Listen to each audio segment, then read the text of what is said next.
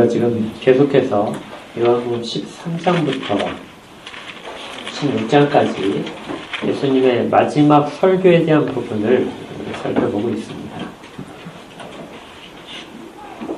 이 부분의 시작은 예수님께서 세상에 있는 자기 사람들을 사랑하시되 끝까지 사랑하신다 하는 이 말씀 속에서부터 그의 모든 그 예수님의 설교가 우리 가운데 정말 사랑 속에서 들려지고 있다는 것을 알 수 있었죠. 그리고 핵심은 성령을 보내시겠다는 것입니다. 너희들을 홀로 두지 않고 성령을 보내셔서 너희와 영원히 함께 있도록 하시겠다. 그러시면서 그 나머지 내용들은 성령님이 과연 우리 가운데 어떻게 역사하시는지, 그리고 어떤 내용들을 우리로 하여금 체험토록 하시는지, 우리가 어떤 사람으로서의 정체성을 회복할 수 있는지에 대한 것들을 하나씩 알려주십니다. 순서를 보게 되면 첫 번째, 제자들이 성령을 받아서 개인적으로 그들 가운데 일어난 일들, 변화된 일들을 말씀을 하시고, 그리고 교회를 통하여 교회가 열매를 맺는 것에 대한 것을 말씀을 하시고, 그리고 이제 성령님께서 세상 가운데 하시는 일들을 이제 오늘 말씀을 하십니다. 그 말씀에 성령님께서 세상 가운데 하시는 말씀의 핵심이 오늘 그 읽었던 8절 말씀인데요. 이 부분만 다시 한번 다 같이 읽어보겠습니다. 시작. 그가 와서 죄에 대하여, 의에 대하여, 심판에 대하여 세상을 책망하시리라.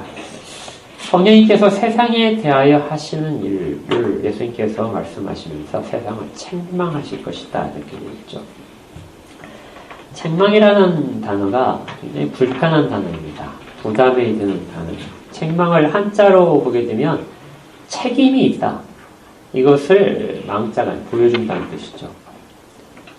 책임이 있는 것을 보여준다. 어떤 사람이 잘못을 저질렀는데 잘 몰라요. 어떤 사람이 잘못을 저질렀는데도 그걸 잡아뗍니다. 그럴 때 그 증거를 들이대면서 네가 이렇게 했어 하고 보여주는 것, 이것이 책망입니다.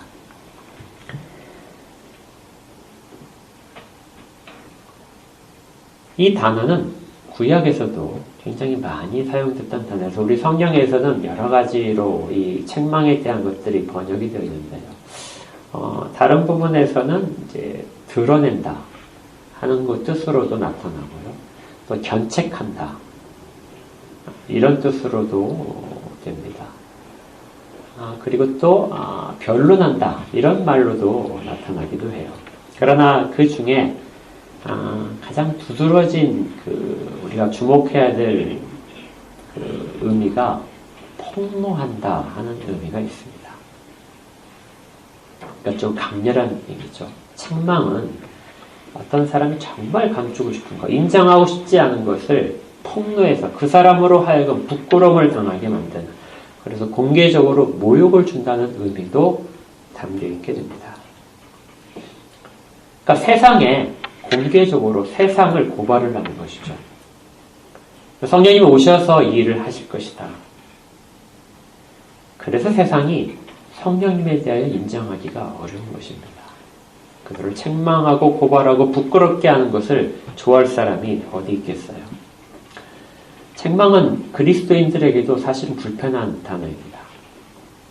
현대 교육 이론을 보게 되면 칭찬을 중요하게 생각하고 책망은 좋지 않게 생각을 합니다. 그래서 칭찬은 고래도 춤추게 한다. 이런 것들도 있고요. 꽃으로도 때리지 말아라. 그런 말도 있습니다. 책망은 굉장히 부정적으로 다뤄지고 있고요. 칭찬과 보상이 플러스 요인으로, 어떤 사람을 세워줄 수 있는 플러스 요인으로만 작용한다 이렇게 되어 있습니다. 실제 이제 제가 경험을 해보면 학교에서 책망을 하게 되면 즉시 부정적인 반응이 다시 돌아오게 되죠. 저는 별로 경험을 안 해봤는데 학생을 책망을 하게 되면 학부모가 찾아와서 교사를 책망하는 그런 일이 이제 반대로 그렇게 일어나는 일들을 많이 봤어요. 그것뿐만 아니라 직장도 마찬가지죠. 직장도 조금씩 업무에 대한 잘못한 부분들을 가르치고 바로잡기 위하여 책망하는 것이 점점 자리 잡지 못한다고 갑질이라는 부분으로 이제 오해가 돼서 돌아오는 차가운 반응들이 있다고 합니다. 세상만 그럴까요? 교회도 그렇죠. 교회에서도 책망의 기능이 상실된 지가 꽤 오래됐습니다.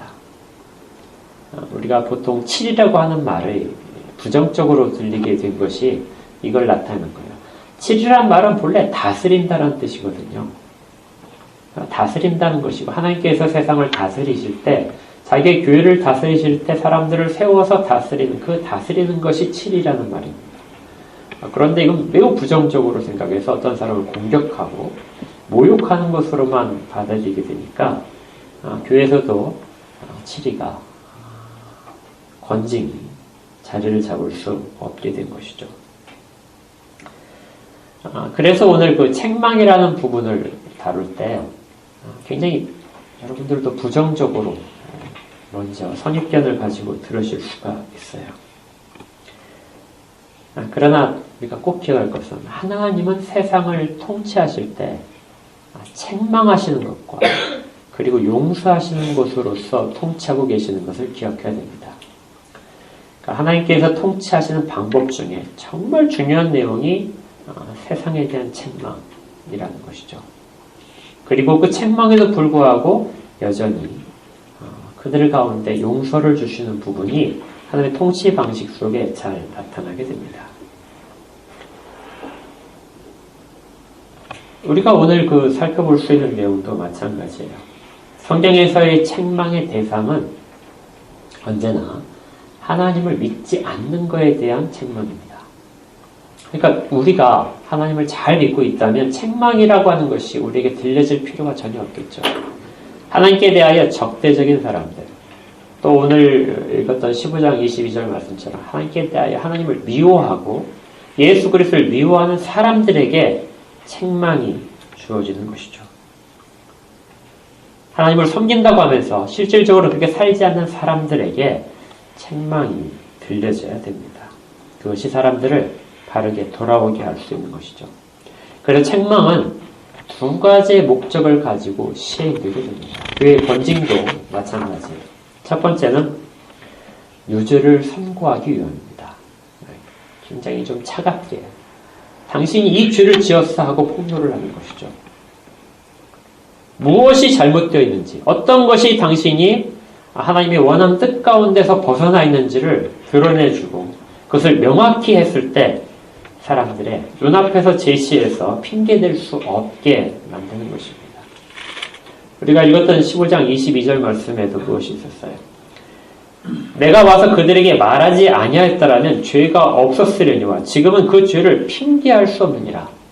핑계할 수 없도록 죄가 무엇인지를 밝혀주는 것이죠. 선지자들이 와서 구약시대 했던 일이 너희들이 무슨 죄를 범하고 있다는 것을 계속해서 폭로하는 것이었습니다.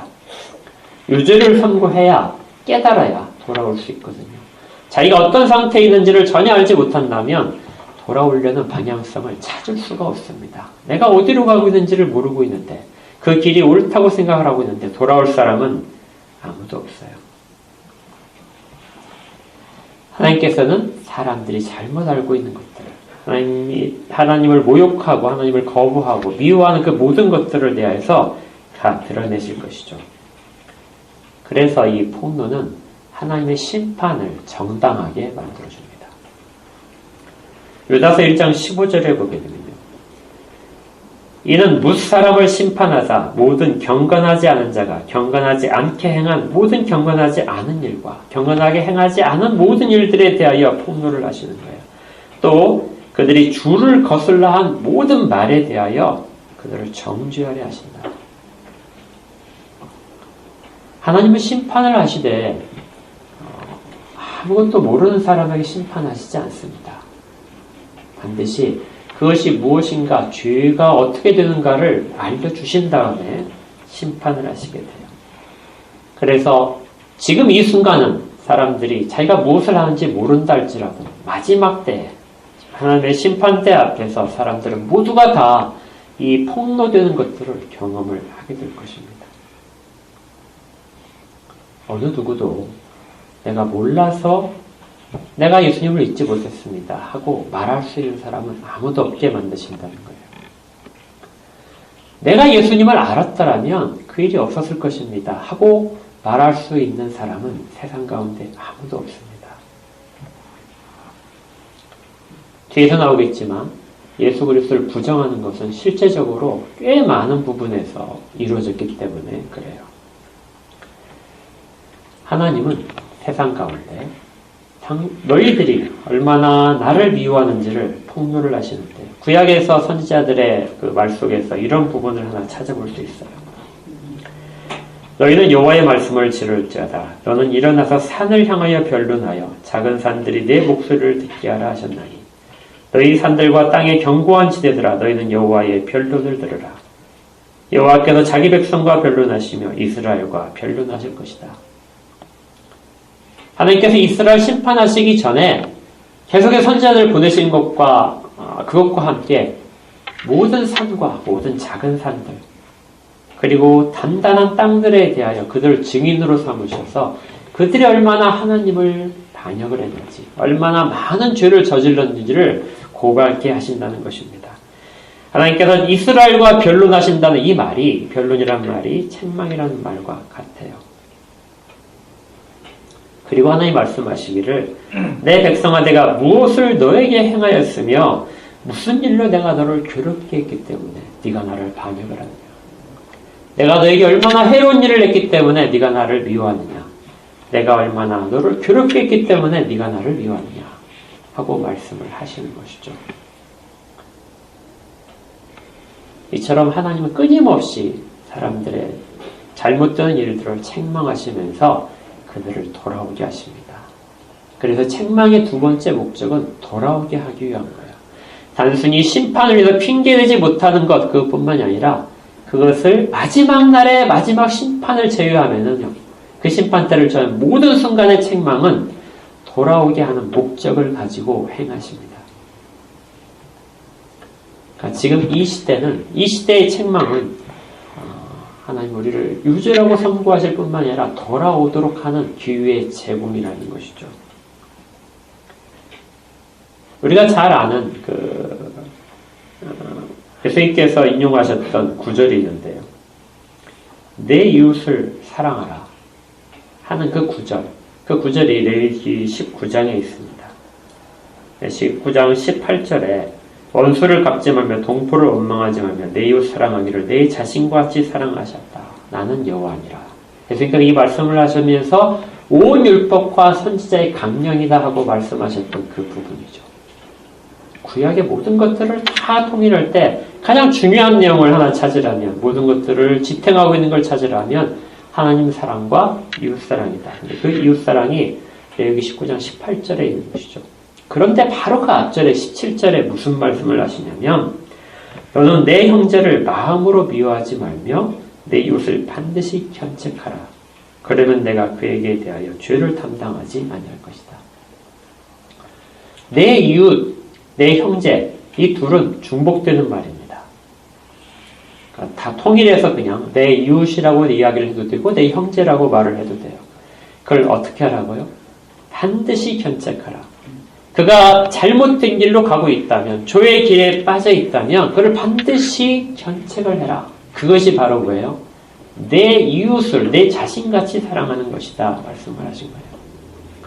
우리는 보통 사랑이라고 하게 되면 다른 사람에게 잘해주는 것, 다른 사람의 어려운 형편에 있는 사람들을 돕는 것, 물질적으로 돕고 또 내 헌신을 통하여 그 사람의 부족한 부분이 채워지도록 하는 것들, 이런 것들을 사랑이라고 하는데요.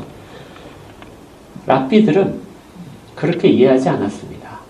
사랑의 가장 핵심은 그 가운데 있는 것은 죄에서 떠나게 하는 것이고 그걸 위해서 그 사람이 듣기 싫어할지라도 견책하는 것이었어요. 책망은 사랑의 필수적인 요소입니다. 그리고 하나님도 그렇게 책망하시기 위하여 하나님의 모든 지혜로운 것들을 주시는 것이죠. 우리가 잘 아는 그 성경에 관한 대표적인 구절이 디모데후서 3장 16절인데요. 모든 성경은 하나님의 감동으로 된 것이로 교훈과 책망과 바르게 함과 의로 교육하기에 유익하니 이는 하나님의 사람으로 온전하게 하며 모든 선한 일을 행할 능력을 갖추게 하려 합니다. 세상에서는 책망이 부정적이고 칭찬이 긍정적이라고 하는데요. 하나님께서 하나님의 사람들을 세우시고 교육하시고 온전하게 하시는 방법 속에 책망이 중요하게 자리 잡고 있는 겁니다. 바르게 가르쳐라. 그리고 그 가르침대로 행하지 못하는 것에 대한 책망을 하라. 그렇게 해야만이 사람은 구부러진 것이 바르게 펴줄 수 있다.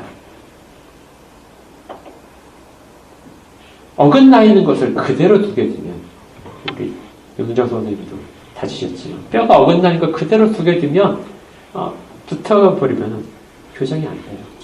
그래서 그것을 덧대야 되죠. 바르게 하는 일들을 해야 됩니다. 어떻게 하냐면, 말씀을 통해서 한다는 것이죠. 그래서 말씀을 가르치고, 말씀으로 책망하고, 그냥 사람의 감정으로 책망하는 게 아니에요.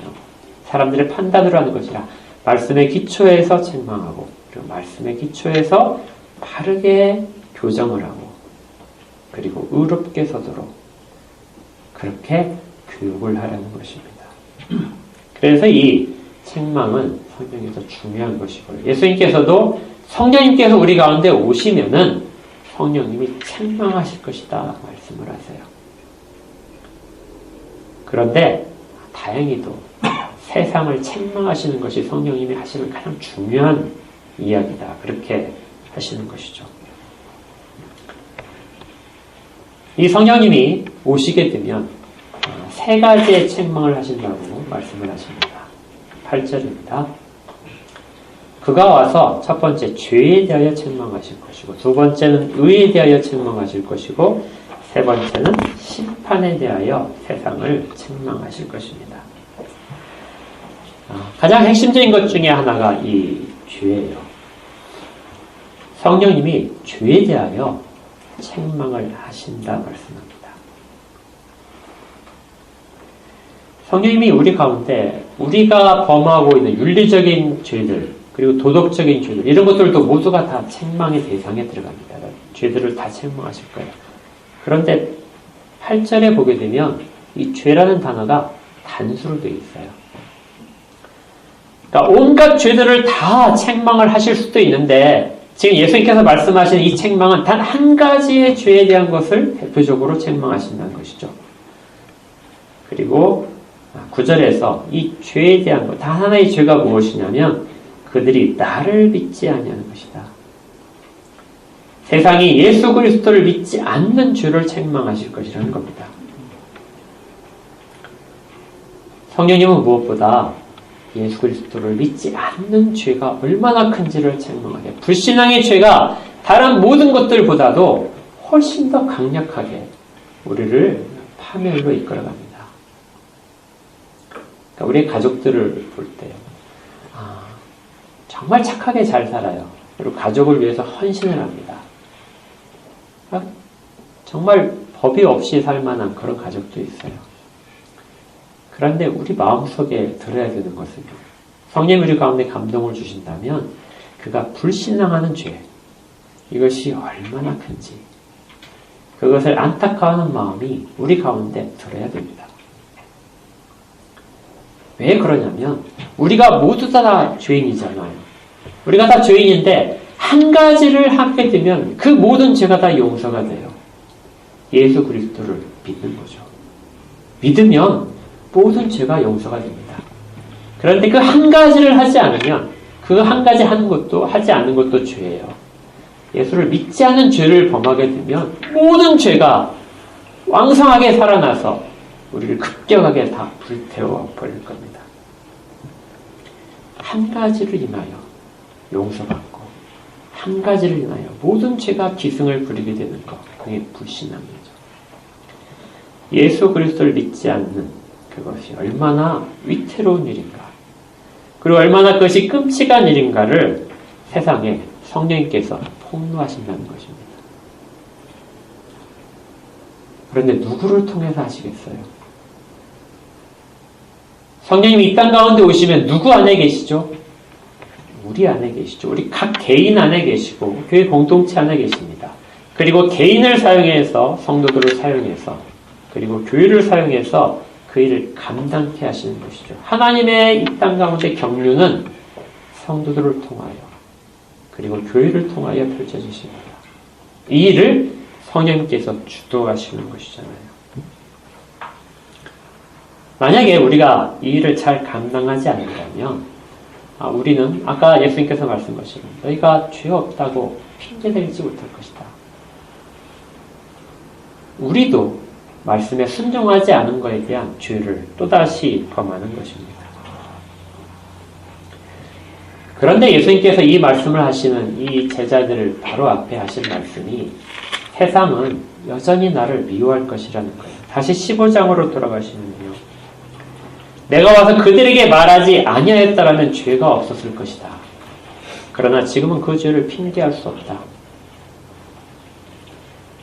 어떤 사람들이 이 말을 오해할 수 있어요. 예수님께서 와서 그들에게 내가 하나님의 아들이다. 내가 삼위의 유격 가운데 하나인 성자 하나님이다 하고 말씀을 하지 않으셨다면 그렇다면 사람들은 죄가 없었을 것이다. 예수님을 믿지 않은 죄에 대해서 예수님 말씀하지 않았으니까 전혀 몰랐겠죠. 그 죄가 없었을 것이다. 이렇게 이해할 수가 있습니다. 실제적으로 많은 사람들도 그렇게 이해하고 이 부분은 그런 말이 성립되기도 해요. 그러나 예수님께서 그들 가운데 더 죄를 가중시키기 위한 목적으로 그렇게 자신이 하나님이심을 밝히신 것은 아닙니다. 아까 말씀드렸죠. 폭로하는 것은, 드러내는 것은 회개를 위한 기회를 제공하시는 거예요.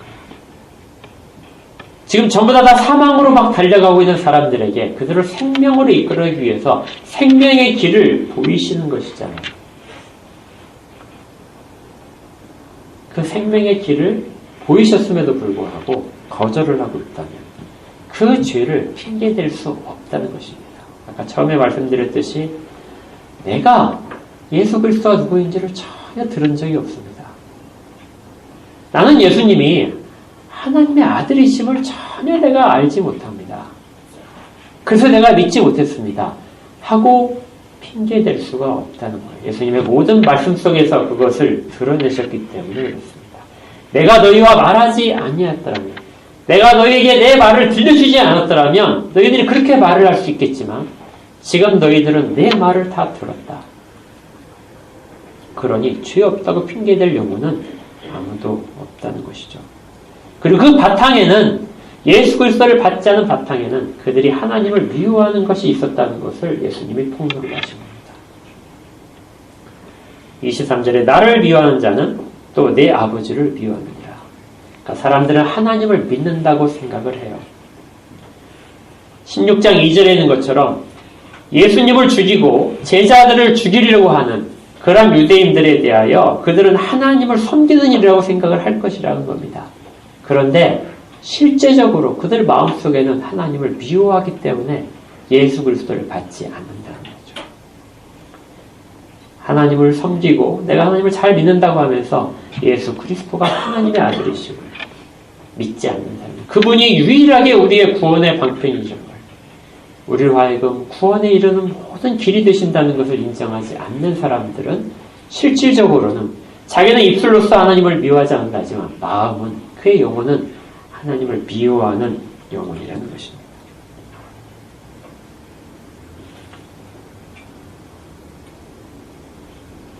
우리에게도 이 말씀은 여전히 적용이 됩니다. 우리도 한때는 그런 사람들이었기 때문에 그렇죠. 하나님은 사람들로 하여금 늘 하나님에 대하여 알 수 있도록 하셨습니다. 예수님께서 지금 이 순간까지 일어났던 일들을 보시면요. 그리고 로마서 1장에서도 봤듯이 하나님은 세상을 지으시고 그분이 지으신 만물을 통하여 하나님의 계심을 알게 하셨어요. 로마서 1장 18절에 하나님의 진노가 불의로 진리를 막는 사람들의 모든 경건하지 않음과 불의에 대하여 하늘로부터 나타나느니, 하늘로부터 하나님의 진노가 나타나는데요. 왜 하늘로부터 나타나냐면 이는 하나님을 알만한 것이 그들 속에 보입니다. 그들 속에 하나님을 알만한 것을 주셨다는 거예요. 그들의 양심 속에 하나님은 하나님의 형상 가운데 흔적들을 남겨놓으셨어요. 그리고 그들의 지식 속에 하나님을 알만한 방편들을 남겨놓으셨습니다. 이는 하나님께서 이를 그들에게 보이셨느니라.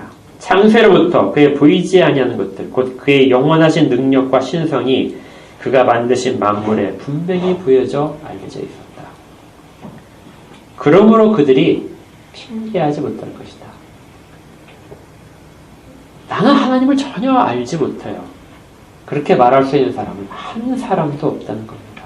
하나님이 만드신 만물 속에 하나님이 드러나 있다는 것이죠. 우리가 오늘 그 교회 주보를 보시면은 뒤에 제네바 유리문답에 마침 그 내용이 있습니다.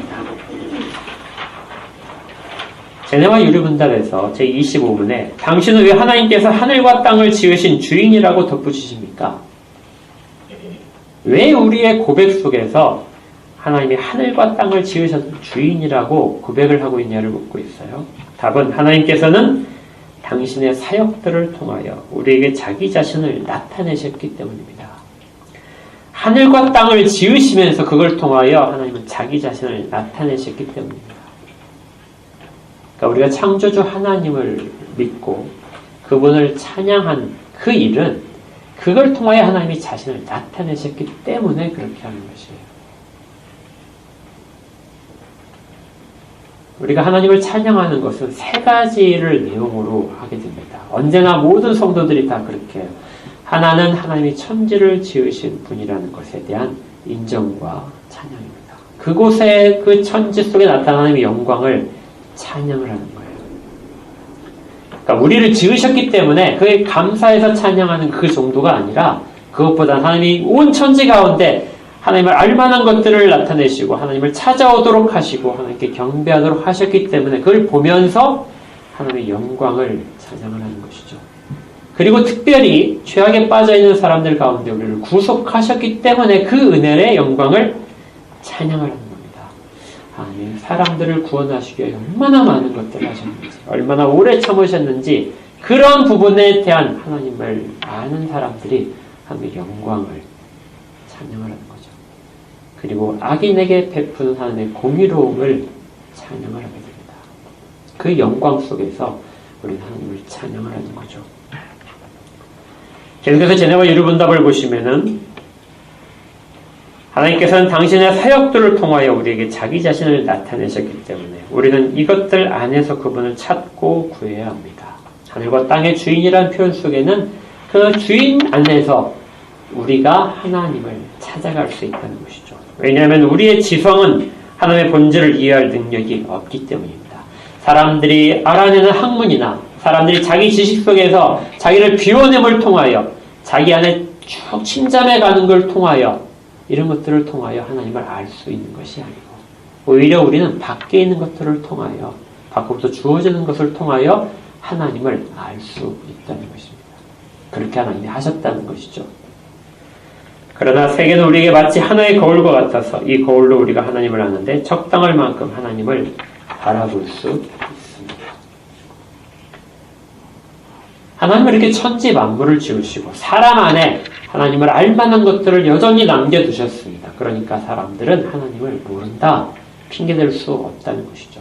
그리고 시간이 지나면서 선지자들을 보내셔서 이 땅 가운데 하나님은 더 분명하게 계시하실 것이다. 시간이 지나면 더 분명하게 하나님이 누구신지를 점점 역사 속에서 알려주세요.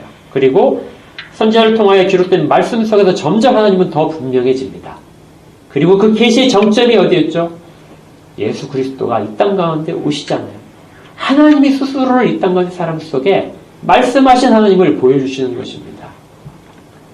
하나님을 보여주시면 믿겠습니다. 모든 사람들에게 보여주신 것이죠. 그러니 어느 누가 나는 하나님을 전혀 모릅니다. 하나님의 말씀을 내가 전혀 들은 적이 없습니다. 그렇게 핑계댈 수 있는 사람은 아무도 없다는 겁니다. 시대가 지나면서 계시는 완성됐지만 계시의 그 점진성 속에서 우리가 그 모든 은혜를 누리는 건 점점 더 커졌어요. 우리는 예수님을 본 적이 없지만 더 생생하게 말씀 속에서 그리고 성령님의 인도 속에서 예수님을 보고 있습니다. 예수님과 함께하고 있는 거죠. 그러니 성경 말씀을 듣는 사람 중에 누가 나는 예수님을 모른다.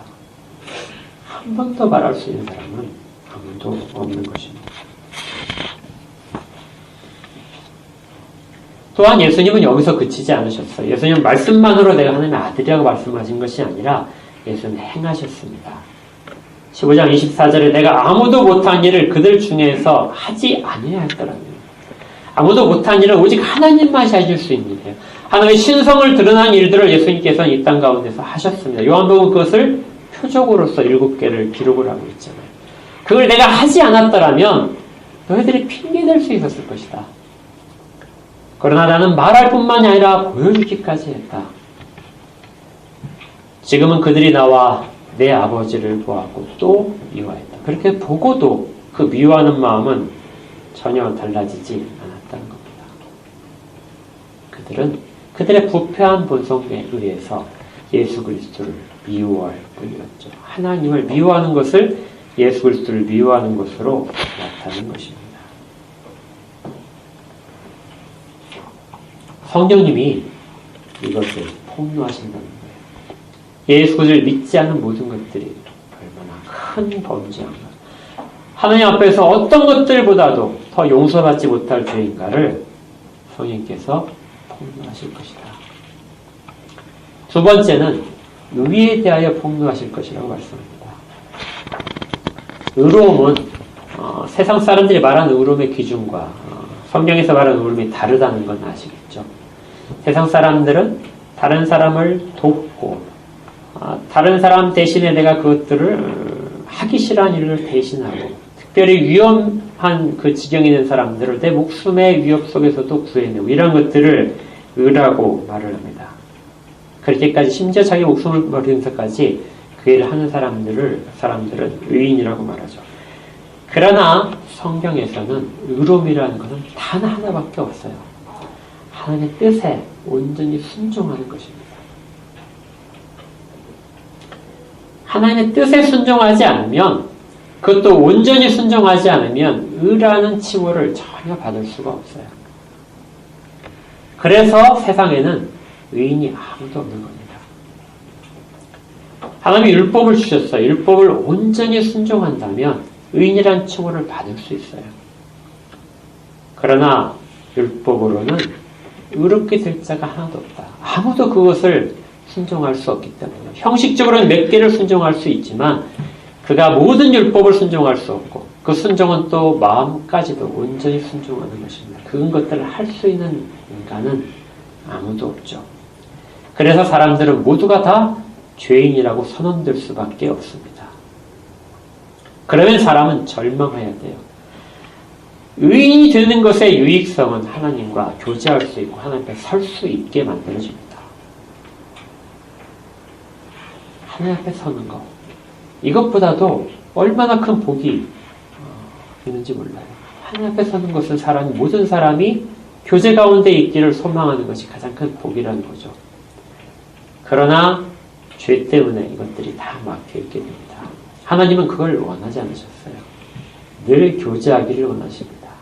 그래서 율법 위에 율법을 지켜서 의롭게 되는 게 아무도 가능하지 않기에 율법으로부터 주어지는 의로움을 사람들에게 주시는 것이죠. 그것이 예수 그리스도께서 온전히 순종하여 이루신 일입니다. 그것이 세상 가운데 어떻게 입증이 되냐면 예수 그리스도의 의인이라는 것이 입증이 된 것이 사람들은 예수님을 죽였지만 예수님이 부활하신 것이죠. 그리고 승천하신 것입니다. 스테반 선생이 봤듯이 하나님 우편에 계신 것을 본 것이죠. 어느 누구도 그곳에 있을 수 없어요.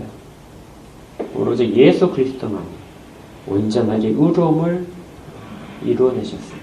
그리고 그 의로움을 각자의 자기 힘으로는 의롭게 되는 것이 불가능해진 모든 절망의 상태, 하나님과 원수된 사람들에게 다 부어주시는 것이죠.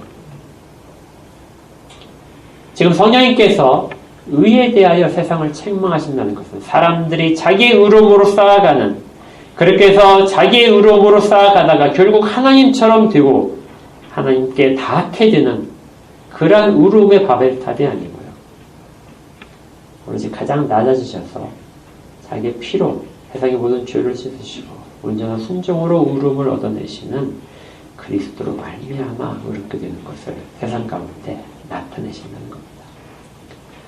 너희들의 의로움이 모두가 다 헛것이라는 것을, 거짓이라는 것을 폭로하시는 거예요. 그래서 10절에 의에 대하여라면 내가 아버지께로 간다는 것입니다. 승천하시는 것이고 세상 가운데 나를 보지 못하는 것이 내가 의롭다는 것에 대한 증거로서 나타날 것이에요. 이건 이중적입니다.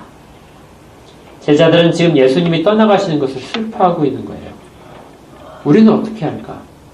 그러나 예수님께서는 내가 이렇게 해야 내가 의로움이 너희들이 갈 수 있다는 걸 말하십니다. 제자들에게 있어서는 예수님 옆에 계시는 것이 떠나가시지 않고 계시는 것이 훨씬 더 즐겁겠죠. 근데 일시적인 행복감은 있을 겁니다. 그러나 그들은 의롭게 되지 못해요. 그들은 하나님과의 교제 가운데 들어갈 수가 없습니다. 잠시 동안 예수님이 계실 동안에는 그것을 맛볼 수 있지만 궁극적인 의로움 속에 전혀 들어가지 못하는 것이죠. 예수님께서는 내가 가는 것이 너희에게는 더 큰 유익이다. 성령이 너희에게 오시게 되면 그 성령으로 말미암아 어떤 일이 이루어지는지 너희가 어떻게 의롭게 되는지를 깨닫게 하시고 반대로 예수를 죽임으로써 자기들이 의롭다고 자랑하고 있는 사람들에게 그들을 책망하실 것이다. 이것이 성령님이 두 번째 하시는 의로움에 대한 이야기입니다. 세 번째는 심판에 대한 것입니다. 성령님이 오시는 것은요, 우리 개인에게 있어서는 하나님과의 깊은 교제 속에 들어가도록 우리 정결하게 하시는 의미도 있고요. 우리의 능력을 주시는 것도 있습니다. 그러나 세상에 대해서는 세상 임금이 심판받았다는 것을 선언하는 내용이에요. 성령님이 뭐하러 이 땅 가운데 오십니까? 예수 그리스도 말미암아 이 땅 가운데 들어온 하나님 나라를 실질적으로 통치하기 위하여 오시는 것이죠. 성령님이 오심으로 말미암아 우리 가운데는 하나님의 통치가 시작되어 있고 그리고 실질적인 그 유익들이 우리 가운데 이루어지고 있음을 보게 됩니다. 자, 아까 읽었던 골로새서 말씀이 그것을 말씀해 주세요. 골로새 2장 13절 말씀을 찾아보십시오.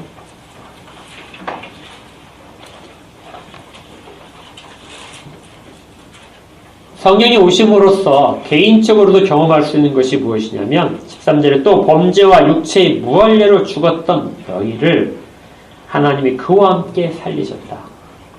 우리의 모든 죄를 사하셨다. 이것이 선언되는 거고요. 우리를 거스르고 불리하게 하는 법조문으로 쓴 증서를 다 지우셨다. 제하여 버리사 십자가에다 못 박으셨다. 우리에게 죄인이라는 것이 증명되는 그 증명서들이, 노예 증명서들이 다 사라졌다는 겁니다. 그리고 통치자들과 권세들을 무력화하여 드러내어 구경거리를 삼으셨다. 이 드러내어 구경거리를 삼으셨다는 것이 책망의 설명이에요.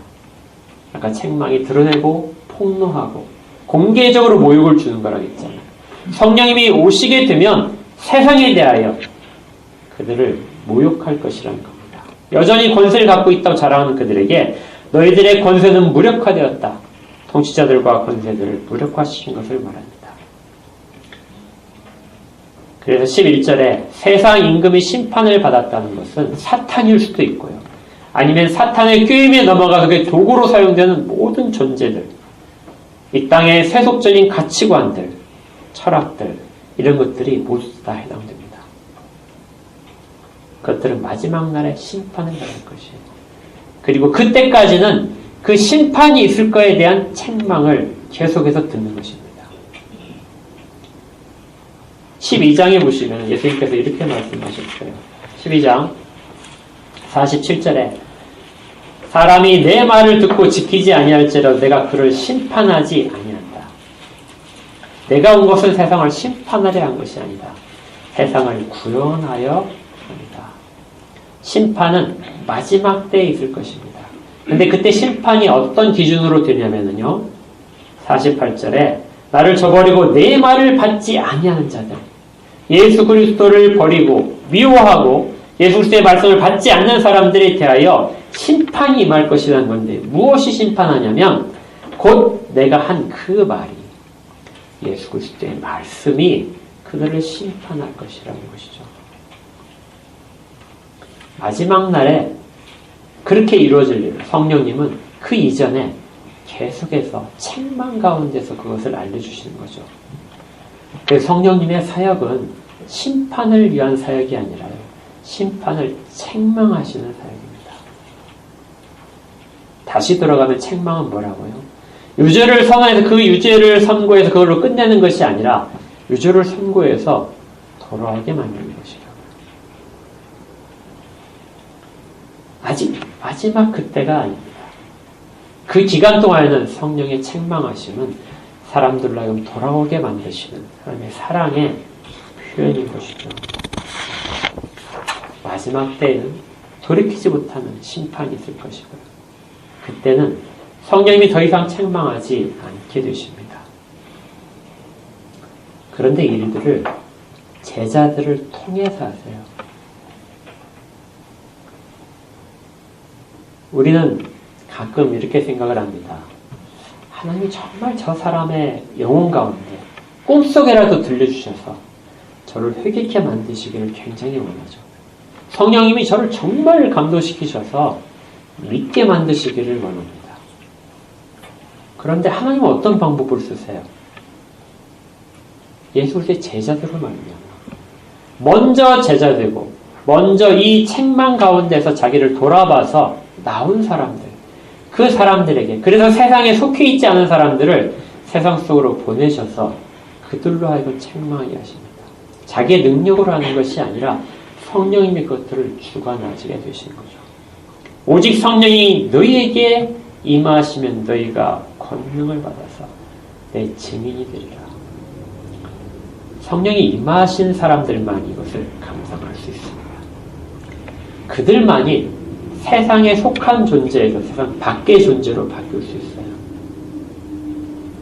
그래서 바르게 책망을 할 수 있습니다. 여러분들이 세상을 책망하는데 사용되고 계신가요? 믿지 않는 사람들의 그 불순종의 죄를 폭로하는데 여러분들이 사용되고 계십니까? 우리는 그냥 전하는 도구일 뿐인가요? 왜 성령님은 밖에서 일하시지 우리 가운데 들어오시지 않아요? 우리를 먼저 감화시킵니다. 이 고백이 우리의 먼저 이 안에서 다 고백이 된 거예요. 불순종한 죄들에 대한 폭로가 우리 가운데 이미 있었고요. 그리고 우리의 의로움으로 계속해서 삼으려고 했던, 하나님 앞에 의로움으로 나가려고 했던 그 의로움을 계속해서 폭로를 하는 것이고요. 우리가 갖고 있던 가치관들이 얼마나 허망한 것인가, 그것들을 폭로하신 걸 통해서 우리는 예수 그리스도의 도구가 된 것입니다. 그걸 거쳐온 사람이 성령의 능력으로 전하게 되는 것이죠. 만약에 우리가 그럼에도 불구하고 사람들을 책망하지 않는다면, 세상을 책망하지 않는다면 잠언에서 이렇게 이야기해요. 잠언 9장 8절에서 거만한 자를 책망하지 말아라. 그가 너를 미워할까 두려워하니라. 지혜는 자에게 책망하라. 그가 너를 사랑할 것이다. 우리가 어떤 사람을 책망하지 않는다면 그 속에는 두 가지가 있을 거라는 겁니다. 하나는 그들은 교만한 자다, 거만한 자다. 그러니 내가 아무리 해도 전해도 듣지 않을 것이라는 그러한 자기의 포기가 먼저 있는 겁니다.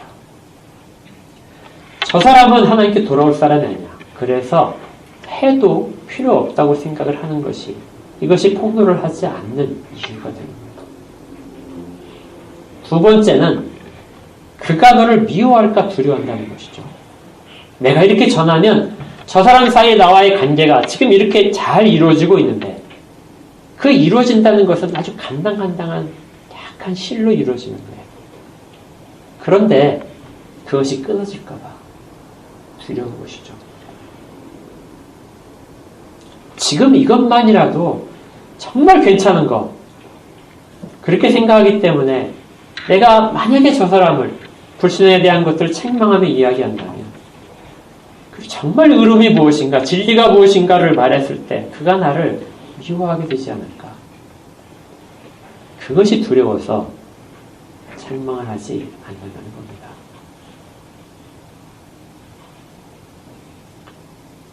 우리 마음 가운데 그런 먼저 선언을 하고 우리 마음 가운데 그런 두려움이 있다면 성령이 말씀하시는 일들을 감당할 수가 없어요.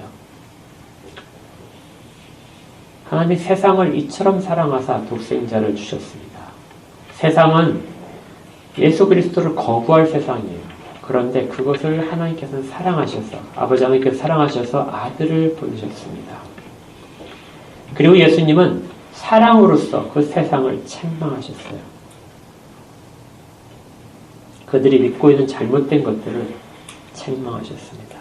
돌이키게 하기 위해서 예수님을 오시고 구원하기 위해서 내가 왔다고 말씀하시잖아요. 그리고 예수님께서는 동일하게 우리들을 세상 가운데 보내십니다. 성령의 능력을 입어서 세상 가운데 파송을 하세요. 이렇게 말할 수 있어요.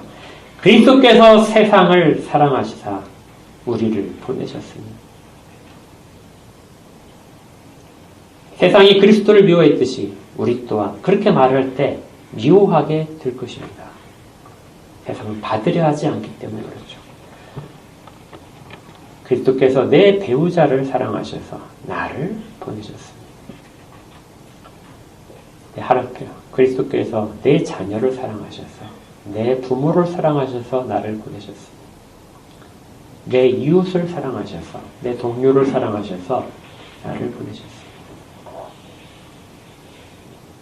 성령의 책망하심을 갖고 나가는 사람들은 이 마음이 우리 가운데 늘 있어야 됩니다. 이런 마음으로 전하는 것을 바빙크란 학자가 깊이 연구를 해서 이야기했어요. 그것이 엘렌 틱스라는 말입니다. 엘렌 틱스라는 말은 아까 책망이라는 말이 엘렌 코라는 말이었어요. 그 그리스어로 그 말을 그대로 가져온 거예요. 우리가 이방인들에게, 다른 종교를 가진 사람들에게, 다른 문화권 있는 사람들에게 예수를 전할 때 어떤 방식으로 전하는가? 원칙이 과연 무엇인가? 그들이 과연 필요로 하는 육체적인 필요를 채우면서 전할 것인가? 아니면 그들에게 좀 더 문화적인 것을 소개하면서 그들로 끌리기 위해서 전할 것인가? 모든 것들을 다 동원할 수 있지만 그래도 잊지 않을 것이 있다. 그것이 뭐냐면 그들이 잘못 알고 있는 것들에 대한 폭로다. 이것을 선교적 변증법이라고 합니다. 당신들이 잘못 알고 있는 것, 당신이 하나님을 믿고 있다고, 당신이 신을 섬긴다고 있는 그 신이 얼마나 잘못되신지를 폭로해 주지 않으면 사람들은 모른다는 것이죠. 책망을 제외시킨 선교는 아무것도 이루지 못합니다. 십자가를 제외한 복음이 없듯이요. 책망을 제외시킨 선교는 없고요. 책망을 제외시킨 전도도 없습니다. 여러분들이 다른 사람들을 봐서 당신 행복해야 된다고 생각하고 이게 아무리 앉혀보십시오. 그것이 전도가 되진 않습니다. 물론 앉혀놓으면 성령님께서 하실 것이라는 기대를 갖고 있죠. 그러나 성령님은 바로 우리들을 통하여 그 일을 하게 만드신 거예요. 목사님이 사람을 데려면 목사님이 하시겠죠. 아니에요. 여러분들이 하시는 겁니다.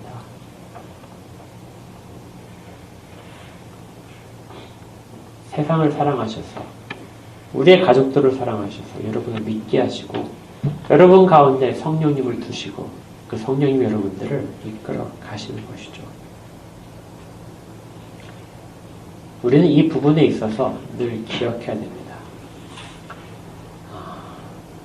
실천적으로 하기는 매우 어렵겠죠.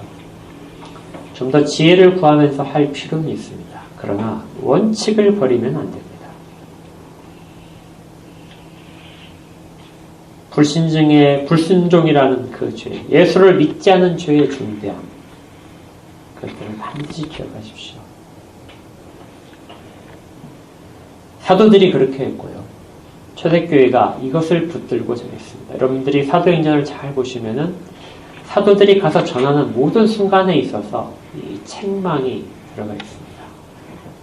당신들이 믿고 있다고 당신이 생각하고 있는 그것은 잘못된 것이다. 책망 속에서 비로소 선교가 시작됐다는 것입니다. 14절만, 16장 14절만 다시 한번 보고 마치겠습니다. 16장 13절을 보시면요. 진리의 성령이 오시면은 예수 그리스도의 것을 가지고 사람들 가운데 알리실 것입니다. 14절에 그가 내 영광을 나타내리니 내 것을 가지고 너에게 알리시겠습니다.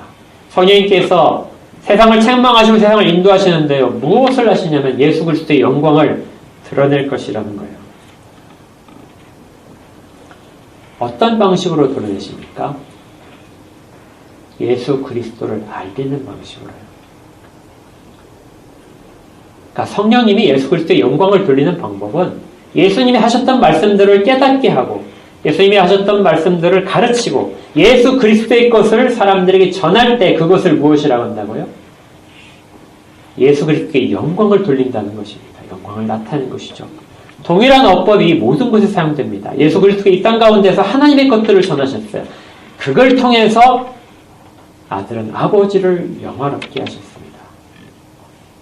하나님의 것이 아닌 것들을 가지고 하신 적이 한 번도 없어요.